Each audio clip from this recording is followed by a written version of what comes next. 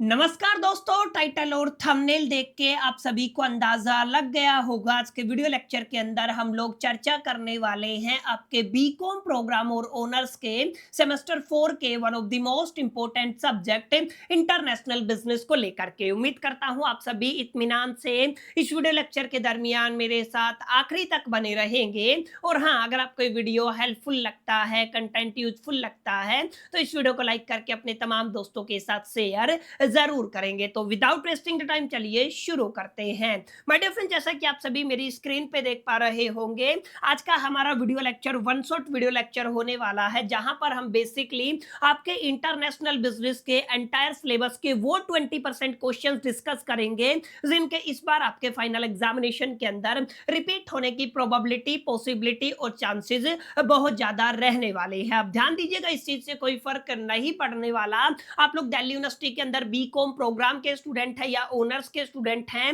Regular SOL NCB तीनों ही category के students के लिए आज का वीडियो लेक्चर, आज का सेशन इक्वली इंपॉर्टेंट होने वाला है। बहरहाल अब ज्यादा बातें ना करते हुए बढ़ते हैं सेशन की तरफ और देखते हैं आज की हमारी इंपॉर्टेंट लिस्ट का पहला क्वेश्चन। तो ध्यान दीजिएगा, आप सभी को मेरी स्क्रीन पे कुछ क्वेश्चंस लिखे हुए दिखाई दे रहे होंगे, या मैं कहूं ये वो आपके इंपॉर्टेंट टॉपिक्स हैं जिनसे हर साल आपके एग्जामिनेशन के अंदर एक क्वेश्चन देखने को मिलता है। अब ये क्वेश्चन आपको शॉर्ट नोट बेस्ड देखने को मिल सकता है, या जो आपका लॉन्ग आंसर टाइप फॉर्मेट होते हैं ना, उसके अंदर भी ये क्वेश्चन पूछे जाते हैं। जरूरी बात क्या है सर? जरूरी बात ये है, जितने भी टॉपिक मैंने आपकी स्क्रीन के सामने लिखे हुए हैं ना, इनको बेसिकली फाउंडेशन लेवल से आपको समझना पड़ेगा।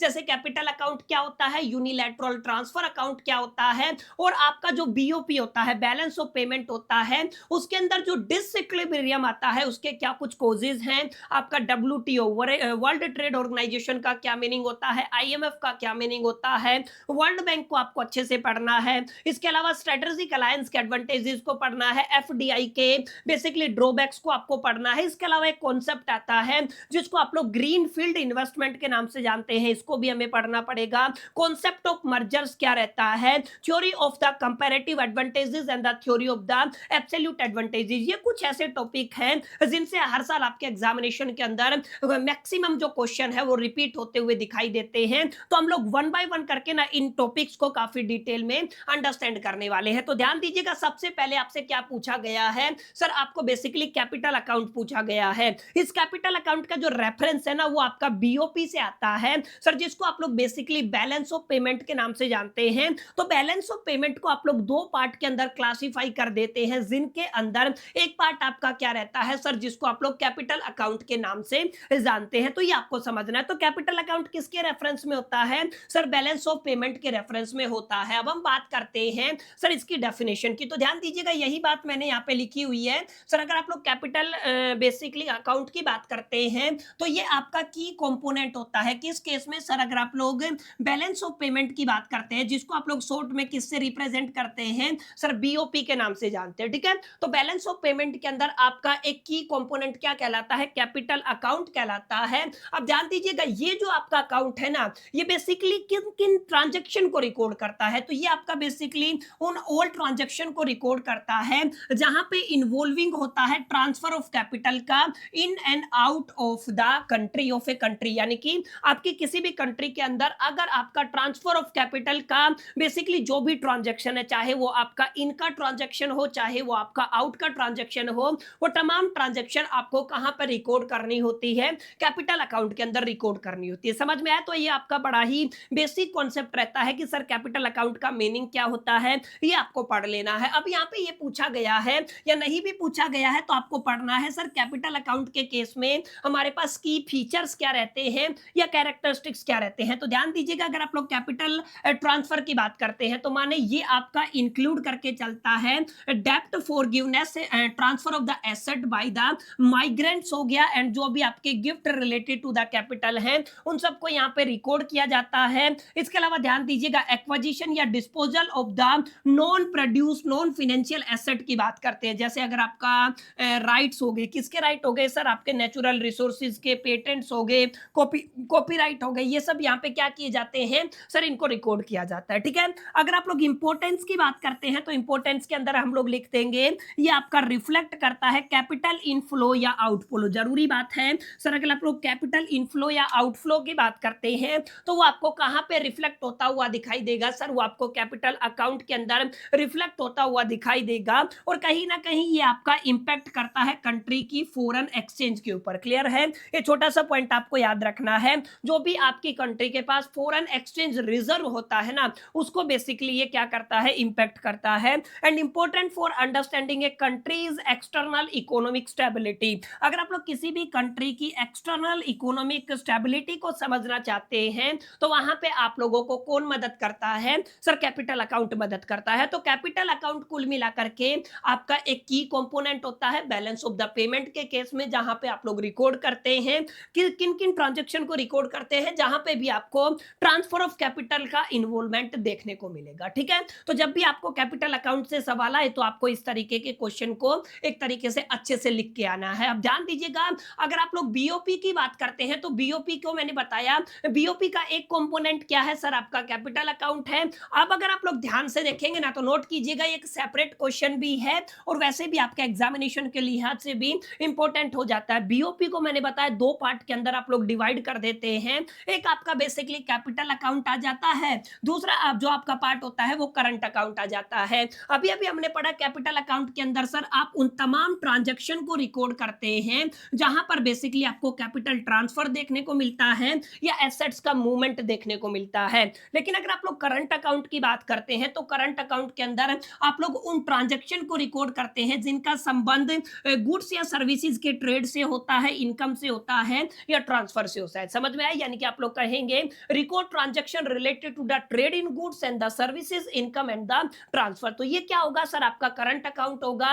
और कैपिटल अकाउंट के अंदर अमूमन तौर पे आप लोग बेसिकली कैपिटल ट्रांसफर और एसेट ऑफ द मूवमेंट को रिकॉर्ड करके चलते हैं। तो ये आपका एक डिफरेंस हो गया। अब इसके अलावा ध्यान रखिएगा करंट अकाउंट के अंदर ना हम लोग डे टू डे ट्रांजैक्शन को रिकॉर्ड करके चलते हैं जिनको आप लोग शॉर्ट टर्म ट्रांजैक्शन कहते हैं। वही कैपिटल अकाउंट के अंदर आप लोग फाइनेंशियल ट्रांजैक्शंस को रिकॉर्ड करके चलते हैं जिनको आप लोग बेसिकली लॉन्ग टर्म कंसीडर करके चलते हैं। ठीक है, तो ये भी आपका एक बेसिक पॉइंट होता है। अब करंट अकाउंट के अंदर आप लोग export and the import of the goods, चाहे वो आपका विजिबल ट्रेड हो या सर्विस जिसको आप लोग इनविजिबल ट्रेड कहते हैं, इनको इंक्लूड करके चलना पड़ता है। इनकम फ्रॉम द इन्वेस्टमेंट को इंक्लूड करके चलना पड़ता है। इसके अलावा जो आपका रेमिटेंस एंड द डोनेशन होता है वो भी यहाँ पे इंक्लूड किया जाता है। अगर आप लोग कैपिटल अकाउंट की बात करते हो तो लोन एंड जितने भी आपके बोरोविंग है, चाहे वो आपका फॉरेन डायरेक्ट इन्वेस्टमेंट हो एफडीआई हो, चाहे आपका फॉरेन पोर्टफोलियो इन्वेस्टमेंट जिसको आप लोग एफपीआई कहते हैं, या आपका बेसिकली एसेट ट्रांसफर हो, ये तमाम चीजें आपको कहां पे देखने को मिलती हैं,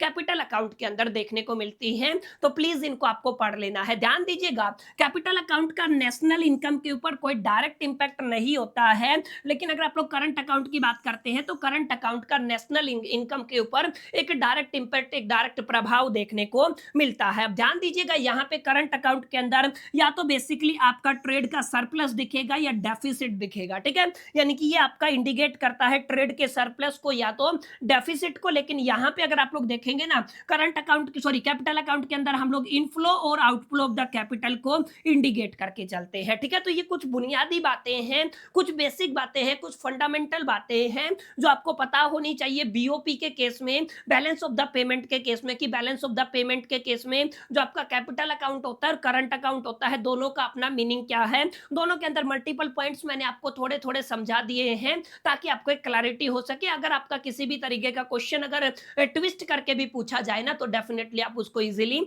आंसर कर सके। आई होप कि इतनी क्लैरिटी माय डियर फ्रेंड्स आपको हो गया होगा और आपको समझ में आ गया होगा सर इसका क्या मीनिंग होता है। अब एक और सवाल अक्सर आपके एग्जामिनेशन के अंदर आता है सर जिसको आप लोग क्या कहते हैं सर, बीओपी कहते हैं। क्योंकि आपने पढ़ा ना, हमने पढ़ा balance of the payment, balance of the payment के अंदर एक आपका करंट अकाउंट हो गया, एक आपका कैपिटल अकाउंट हो गया। करंट अकाउंट में क्या जाएगा, कैपिटल अकाउंट के अंदर क्या जाएगा। सर ये बात तो आपने समझा दी, लेकिन ये नहीं समझ में आया ये जो बैलेंस ऑफ पेमेंट होता है ये किस बला का नाम है। तो ध्यान दीजिएगा बीओपी की अगर आप लोग बात करते हैं तो बैलेंस ऑफ पेमेंट अपने आप में एक ऐसा सिस्टमैटिक रिकॉर्ड होता है ऑफ ऑल इकोनॉमिक ट्रांजैक्शन। ध्यान दीजिएगा किसकी बात कर रहे हैं? तमाम इकोनॉमिक ट्रांजैक्शन की बात कर रहे हैं। जैसे यहाँ पे ध्यान दीजिएगा, आपका एक कंट्री है, ठीक है ना? जैसे इंडिया की अगर आप लोग बात करते हैं तो ये क्या आ गया? सर आपका इंडिया आ गया। हाँ, अब इंडिया आपका क्या है? सर इंडिया को यहाँ पे आप लोग रेज़िडेंट कंट्री के नाम से जानेंगे, ठीक है? एक बार रेफरेंस के लिए क्या ले लेंगे? रेज़िडेंट कंट्री ले लेंगे। अब इसके अलावा जितनी भी कंट्री है ना, जो भी आपकी कंट्री आपको दिखेंगी, रेस्ट में जितनी भी वर्ल्ड के अंदर कंट्री है, ठीक है? अगर इनके बीच में कोई भी ट्रांजैक्शन होता है, समझ में आया? इन कंट्रीज के बीच में इंडिया या रेजिडेंट कंट्री और आपके रेस्ट ऑफ द वर्ल्ड के अंदर जितनी भी कंट्रीज हैं उनके बीच में कोई भी इकोनॉमिक ट्रांजैक्शन होता है, उस इकोनॉमिक ट्रांजैक्शन को आप लोग जिस सिस्टमेटिक वे में रिकॉर्ड करते हैं वो क्या कहलाता है? सर आपका बैलेंस ऑफ द पेमेंट कहलाता है। यही डेफिनेशन लिखी हुई है, it is a systematic record of the all economic transaction between the resident of a country and the rest of the world during a specific period.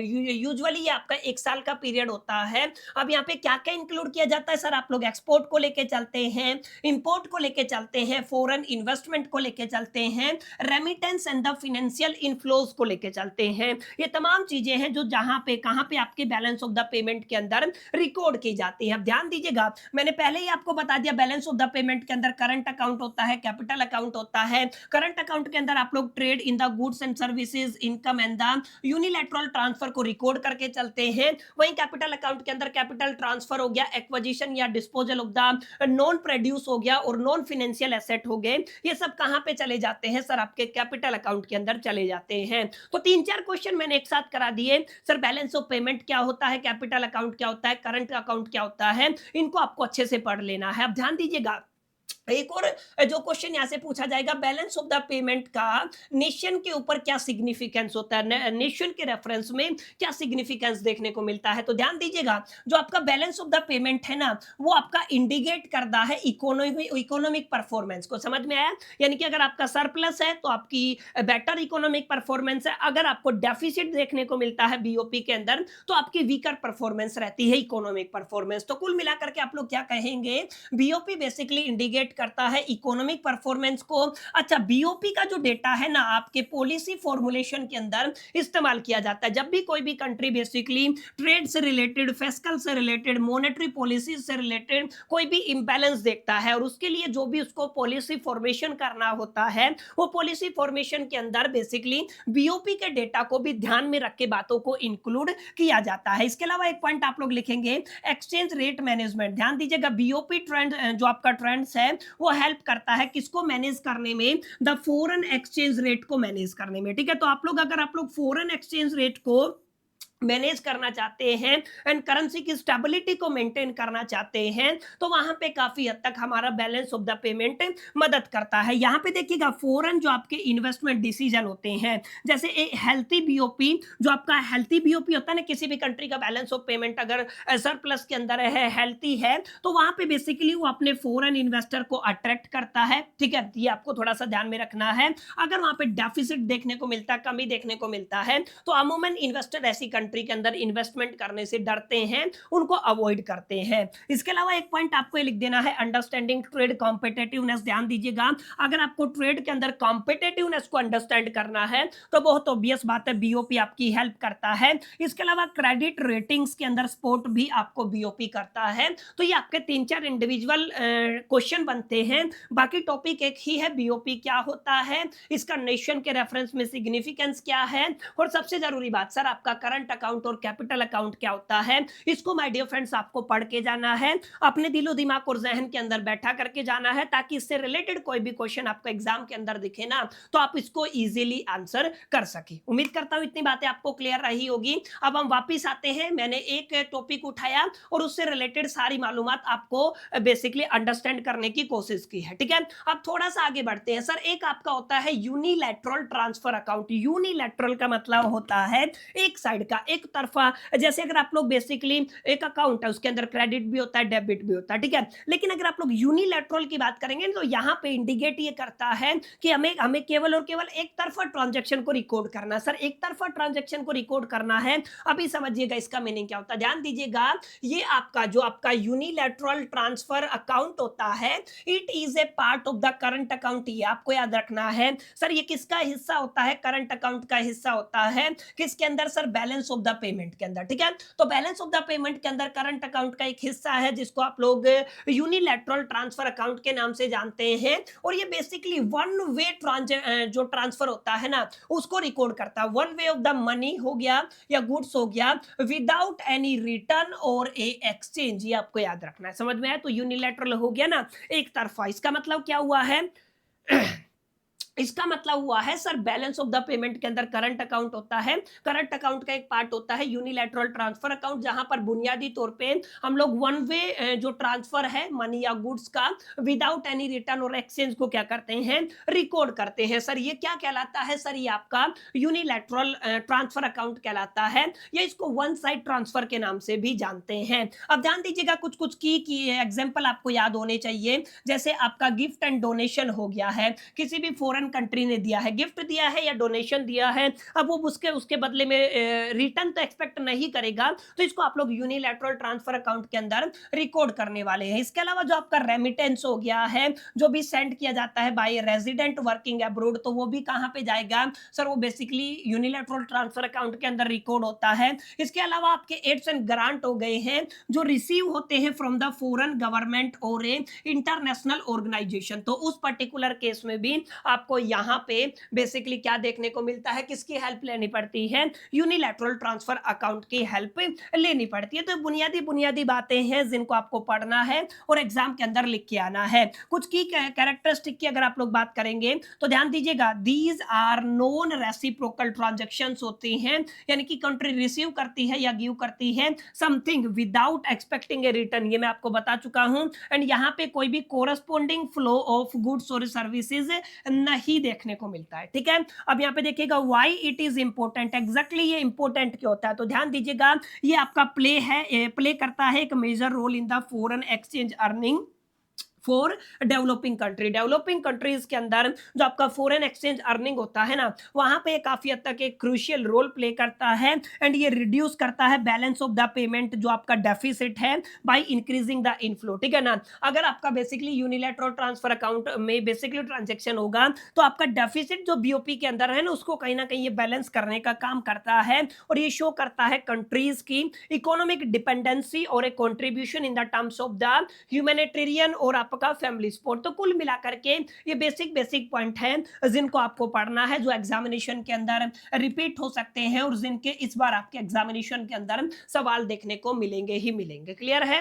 तो my dear friends, ये आपका second question था I think, जो आपका unilateral transfer account था, इसको आपको एक बार गो थ्रो कर लेना है, ठीक है। अब आपका एक क्वेश्चन आता है सर, जो आपका बीओपी होता है ना, बैलेंस ऑफ द पेमेंट होता है, बैलेंस ऑफ द पेमेंट के केस में देयर इज अ सिचुएशन जिसको आप लोग कहते हैं डिसइक्विलिब्रियम सिचुएशन। उस डिसइक्विलिब्रियम सिचुएशन के क्या कुछ कॉजेज होते हैं, क्या कुछ कारण होते हैं, ये आपको बताना है। तो ध्यान दीजिएगा, अगर आप लोग बैलेंस ऑफ द पेमेंट की बात करते हैं और उसके अंदर डिसइक्विलिब्रियम की बात करते हैं, तो ये आपका अकर होता है when a country's total foreign receipt is not equal to the total payment. This is going to be very very important.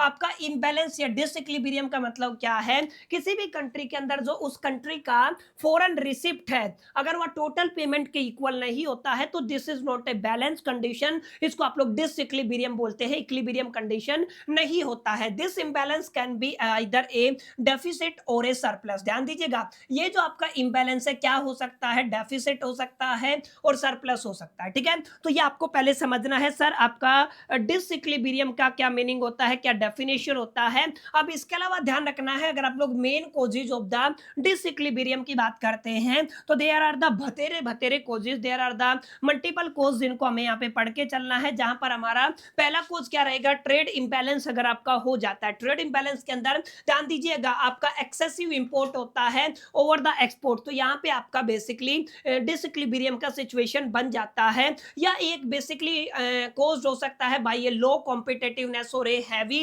Dependency on the foreign goods. अगर कोई भी कंट्री फॉरेन गुड्स के ऊपर हैवी डिपेंडेंसी रखती है ना, तो उस हालात के अंदर, उस सिचुएशन के अंदर भी आपको आपको ये देखने को मिलता है। तो ये आपका एक बेसिक कारण हो गया। इसके अलावा कैपिटल फ्लाइट भी हो सकता है। कैपिटल फ्लाइट का मतलब क्या होता है सर, ध्यान दीजिएगा, outflow of a money due to the political instability और a lack of a investor confidence. समझ में आया? यानी कि या तो पॉलिटिकल इंस्टेबिलिटी है कंट्री के अंदर, या तो lack of the investor confidence है, तो उस पर्टिकुलर सिचुएशन के अंदर आपका आउटफ्लो ऑफ द मनी होता है, जिसको आप लोग कैपिटल फ्लाइट कहते हैं, जिसकी वजह से there is a situation created is called the आपका डिसइक्विलिब्रियम। ठीक है, एक हाई इन्फ्लेशन की वजह से, महंगाई बढ़ने की वजह से, एक्सचेंज रेट फ्लक्चुएशन की वजह से, और साथ में आपका डेप्थ रीपेमेंट की वजह से, कुछ कुछ ऐसे कारण हैं जो आप लोग लिख के आ सकते हैं in the case of the disequilibrium in the balance of the payment. ठीक है, तो ये आपके बेसिक बेसिक पॉइंट है जिनको आपको पढ़ना है और अच्छे से पढ़ना है, ताकि एग्जामिनेशन के अंदर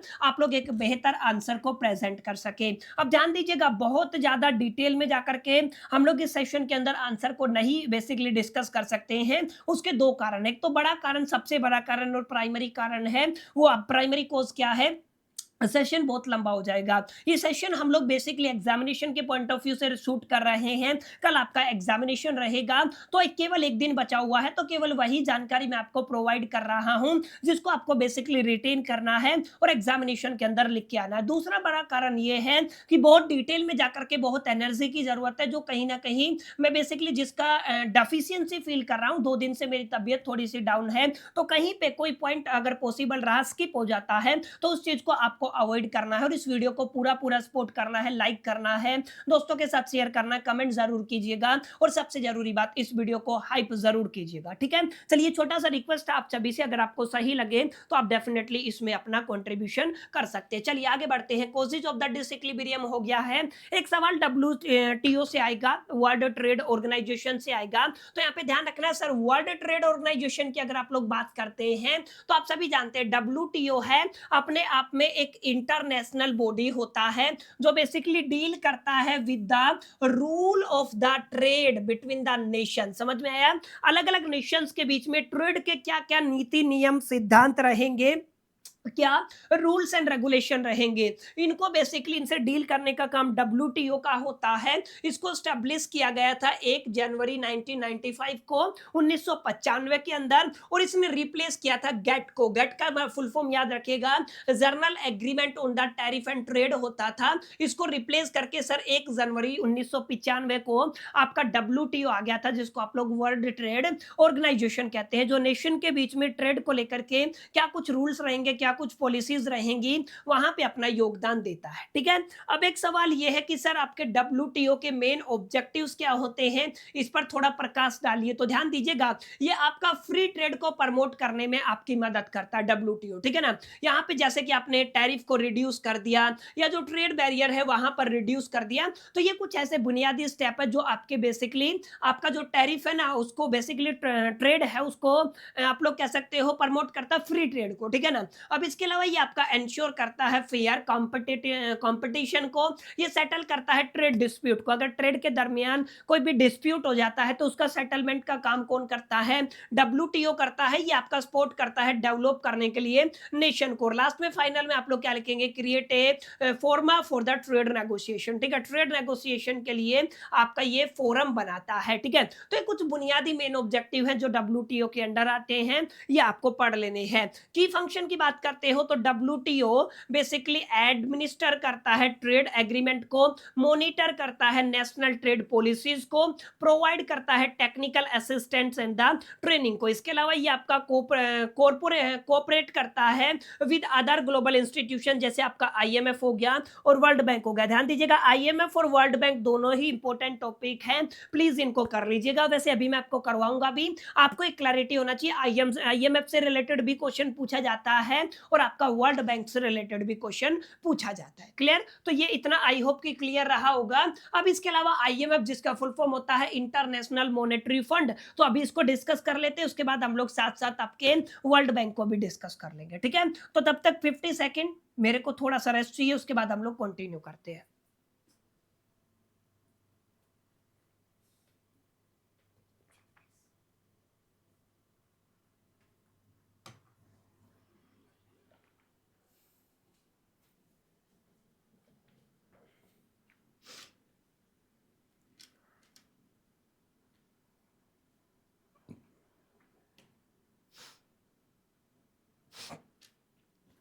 चलिए हम क्या कह रहे हैं, आईएमएफ का फुल फॉर्म क्या होता है, इंटरनेशनल मॉनेटरी फंड होता है। अब याद रखिएगा ये अपने आप में एक ग्लोबल फाइनेंशियल इंस्टीट्यूशन है जिसको 1944 1994 के अंदर आपकी बैरेटन वुड कॉन्फ्रेंस के अंदर स्टैब्लिश किया गया था। It officially became the operation in the 1945, officially ये ऑपरेशन में कद आया 1945 के अंदर आया, with the aim to promote the international monetary cooperation and the financial stability. ये आपको याद रखना है, ठीक है। ये क्या लिखा हुआ है सर, ये आपका बेसिकली इसका एम क्या था कि ये क्या प्रमोट करेगा, इंटरनेशनल मॉनेटरी कोऑपरेशन को बेसिकली प्रमोट करेगा एंड जितनी भी आपकी फाइनेंशियल स्टेबिलिटी है उसको प्रमोट करने का काम करेगा। अब याद ध्यान दीजिएगा इसका मेन ऑब्जेक्टिव क्या था सर, आईएमएफ का सबसे पहला मेन ऑब्जेक्टिव था सर इसको इंटरनेशनल मॉनेटरी कोऑपरेशन को प्रमोट करना था, जो आपका एक्सचेंज रेट की स्टेबिलिटी है उसको इंश्योर करना था, फैसिलेट करना था, balanced growth of the global trade. इसके अलावा आप लोग कहेंगे प्रोवाइड करना है financial assistance to the member of the country and reduce करना है poverty and the support economic stability, ठीक है। तो these are the basic objective of the IMF जो आपको पढ़ लेने हैं। की फंक्शन के अंदर अगर आप लोग बात करते हो तो सबसे पहला की फंक्शन क्या है, lends money to the countries facing BOP crisis. जिस भी कंट्री के अंदर बीओपी क्राइसिस हो रहा है ना वहां पे मनी को लैंड कराना। इसके अलावा आपका मॉनिटर करना जो भी आपकी ग्लोबल इकोनॉमिकल ट्रेंड्स हैं एंड आपकी जो भी नेशनल पॉलिसीज है, उसके बाद ऑफर करना technical assistance and the training को। इसके अलावा आप लोग कहेंगे ये आपका हेल्प करता है कंट्रीज की मैनेज करने के लिए इन्फ्लेशन, इसके अलावा करेंसी के अंदर जो स्टेबिलिटी है और जो भी आपका रिफॉर्म्स है, ठीक है। ये कुछ बेसिक की फंक्शन है जो आईएमएफ के अंडर आते हैं और इस बार आपके एग्जामिनेशन के अंदर ये रिपीट हो सकता है, तो प्लीज इसको भी आपको पढ़ लेना है। अब इसी तरीके से अगर आप लोग बात करते हो तो वर्ल्ड बैंक के बारे में भी आपको पढ़ना है। सर वर्ल्ड बैंक आपका एक इंटरनेशनल फाइनेंशियल इंस्टीट्यूशन है जस्ट लाइक द आईएमएफ, जो बेसिकली प्रोवाइड करता है loan and the grant to the government of a poorer countries. ध्यान रखिएगा ऐसी कंट्री की गवर्नमेंट को जो पुअरर कंट्री के अंदर आती हैं for the purpose of the development project. ध्यान दीजिएगा ताकि वो किस पे कहां पे इस फंड को यूज कर सके, सर डेवलपमेंट प्रोजेक्ट के अंदर यूज कर सके। It was established in the 1944, इसका भी स्टैब्लिशमेंट 1944 के अंदर हुआ था at the Burton would conference. Same conference है जो आपको आईएमएफ के केस में देखने को मिला था एंड जिसका headquarter Washington DC USA America के अंदर था, ठीक है। अब यहाँ पे ध्यान दीजिएगा structure of the world bank group की बात करते हो तो वर्ल्ड बैंक ग्रुप है उसके अंदर मेनली दो इंस्टीट्यूशन को रखा गया। एक आपका international bank for reconstruction and the development जिसको आप लोग आईबीआरओ के नाम से जानते हैं, एक आपका आईडीए है जिसका फुल फॉर्म होता है इंटरनेशनल डेवलपमेंट एसोसिएशन, ठीक है। अब ये दोनों टुगेदर आपके पार्ट हैं किसका, वर्ल्ड बैंक के, विच इंक्लूड 3 मोर इंस्टीट्यूशन। अब यहाँ पे बेसिकली 3 और इंस्टीट्यूशन आ जाते हैं, ठीक है, उनको भी आपको पढ़ लेना। अब यहाँ पे देखिएगा ऑब्जेक्टिव की अगर आप लोग बात करते हैं तो पॉवर्टी को रिड्यूस करना, इकोनॉमिक डेवलपमेंट को प्रमोट करना और आपका सूटेबल डेवलपमेंट को सपोर्ट करना, ये कुछ ऑब्जेक्टिव हैं। इसके अलावा कुछ कुछ फंक्शन को भी आप लोग पढ़ लीजिएगा। सर ये प्रोवाइड करता है लो इंटरेस्ट लोन, इसके बाद आपका इंटरेस्ट फ्री क्रेडिट हो गया या फिर आपका ग्रांट हो गया, किसको सर, जो आपका government of the poorer country है उस पर्टिकुलर केस में ये आपका ऑफर करता है technical expertise and the policy advice. इसके अलावा ये आपका हेल्प करता है कैपेसिटी बिल्डिंग के अंदर of A institution and the member country. Clear है, तो ये आपको पढ़ लेना है। सर अभी तक हमने क्या क्या पढ़ा, कुछ कुछ बुनियादी क्वेश्चन हमने पढ़े हैं। सबसे पहले हमने क्या पढ़ा, कैपिटल अकाउंट पढ़ लिया है, उसके बाद यूनिलैटरल ट्रांसफर अकाउंट पढ़ लिया है, causes of the disequilibrium in the balance of the payment पढ़ा, डब्ल्यूटीओ वर्ल्ड ट्रेड ऑर्गेनाइजेशन को हमने पढ़ा, आईएमएफ इंटरनेशनल मनी फंड को हमने पढ़ा, वर्ल्ड बैंक को हमने पढ़ लिया, ठीक है। अब जो आपका एक स्ट्रेटेजिक अलायंस होता है उसके बेसिकली क्या बताने हैं सर, आपको एडवांटेजेस बताने हैं, उसके बाद जो आपका एफडीआई होता है उसके ड्रॉबैक बताने, ठीक है। तो एक के अंदर आपको एडवांटेजेस बताने हैं, एक के अंदर आपको ड्रॉबैक बताने हैं। यहां पे अगर आप लोग बात करते हैं advantages of the strategic alliance, ठीक है। स्ट्रेटेजिक अलायंस की अगर आप लोग बात करते हैं तो स्ट्रेटेजिक अलायंस आपका बेसिकली 2 या 2 से जो ज्यादा कंपनीज होती है ना उनके बीच में एक पार्टनरशिप को बोला जाता है जो बेसिकली अचीव करना चाहती है एक common objective while remaining independent. समझ में आया, यानी कि 2 अलग अलग कंपनीज हैं उनको रिमेन अपना इंडिपेंडेंसी को मेंटेन रखना है लेकिन एक कॉमन ऑब्जेक्टिव अचीव करना है, तो उसके लिए वो आपका एक पार्टनरशिप करते हैं जिसको आप लोग बेसिकली स्ट्रेटेजिक अलायंस के नाम से जानते हैं, और ये आपका ओपनली यूज किया जाता है इंटरनेशनल बिजनेस के अंदर, ताकि वो एक्सपेंड कर सके ग्लोबली एंड शेयर कर सके अपने रिसोर्सेज को। तो ये क्या होता है सर, आपका स्ट्रेटेजिक अलायंस होता है। अब स्ट्रेटेजिक अलायंस के अंदर एडवांटेजेस क्या देखने को मिलते हैं, तो सर सबसे पहला तो न्यू मार्केट का एक्सेस हो जाता है। एक कंपनी जिसका लोकेशन डिफरेंट है, एक दूसरी कंपनी जिसका लोकेशन डिफरेंट है, अब दोनों जब आपस में पार्टनरशिप करते हैं तो आपको एक नया मार्केट मिल जाता है, एक नया कस्टमर मिल जाता है, एक नया कस्टमर बेस मिल जाता है। नया कस्टमर, नया मार्केट होने की वजह से रेवेन्यू बढ़ जाता है। ठीक है, ये आपका शेयर करते हैं रिसोर्सेज को। मान लीजिए दो अलग अलग कंपनी है, क्योंकि उनका ऑब्जेक्टिव सेम है, तो आपस में क्या करेंगे, रिसोर्सेज को शेयर कर लेंगे। इसके अलावा रिस्क रिडक्शन देखने को मिलता है। Business and the investment risk are divided between the party. Obvious सी बात है, चाहे फायदा हो, नफा हो, नुकसान हो, दोनों पार्टीज इक्वली जो भी उनका एग्रीमेंट है उस हिसाब से क्या कर लेती हैं, आपस में बांट लेती है। तो जहाँ आपका रिस्क होता है ना, वो रिड्यूस हो जाता है। There is a faster growth देखने को मिलती है। माने इस पर्टिकुलर सिचुएशन के अंदर आपको कैसा ग्रोथ देखने को मिलता है सर, फास्टर ग्रोथ देखने को मिलता है। तो these are the basic advantages of the strategic alliance, जिनको आपको पढ़ के जाना। अब इसके अलावा आपका एफडीआई होता है। एफडीआई के अंदर क्या क्या ड्रॉबैक होते हैं ये आपको बताना है। FDI bring in capital, technology, employment and it is also certain disadvantages. ध्यान दीजिएगा, जो आपका एफडीआई होता है, जो आपका फॉरेन डायरेक्ट इन्वेस्टमेंट होता है, वो काफी सारी कैपिटल, टेक्नोलॉजी, एम्प्लॉयमेंट के साथ साथ कुछ डिसएडवांटेजेस को भी कैरी करता है। स्पेसिफिकली अगर आप लोग डेवलपिंग कंट्रीज के रेफरेंस में बात करते हैं, जैसे सबसे पहला हो गया loss of the domestic control. ध्यान दीजिएगा, क्या हो जाता है सर, डोमेस्टिक कंट्रोल का लॉस हो जाता है।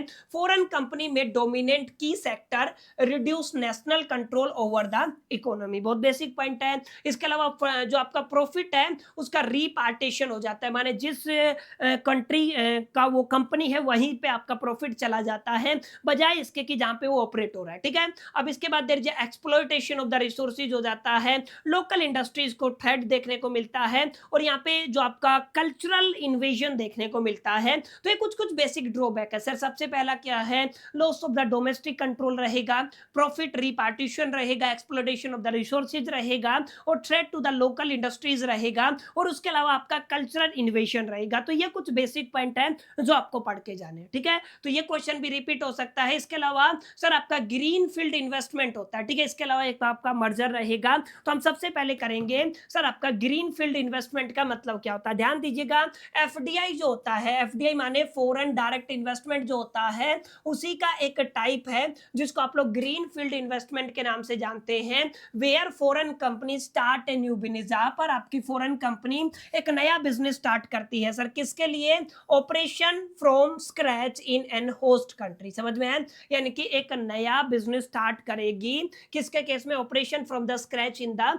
Host country. इसको आप लोग क्या कहते हो, ग्रीन फील्ड इन्वेस्टमेंट कहते हो। तो यहाँ पे बेसिकली बिल्ड किया जाता है नई नई फैसिलिटीज को, जैसे आपकी फैक्ट्रीज हो गई, ऑफिस हो गए, इसके अलावा प्लांट हो गए, और यहाँ पे फुल कंट्रोल देखने को मिलता है, remain with the investment country. जो आपका इन्वेस्टमेंट कंपनी होता है ना, उसके हाथ में full control my dear friends यहाँ पर देखने को मिलता है। अब यहाँ पे देखिएगा, there is a involve of the large capital investment and the long term commitment. ठीक है ना, तो यहाँ पे किसका इन्वॉल्वमेंट देखने को मिलता है सर, इन्वॉल्व देखने को मिलता है लार्ज कैपिटल इन्वेस्टमेंट का, एंड जो आपका लॉन्ग टर्म कमिटमेंट हो गया उसका। ठीक है, एग्जाम्पल की बात करते हो तो एग्जाम्पल आप लोग कर लीजिएगा। एडवांटेजेस की बात कर लीजिए, तो ये आपका एम्प्लॉयमेंट के अंदर बूस्ट करने में, होस्ट कंट्री के अंदर काफी हद तक मदद करता है।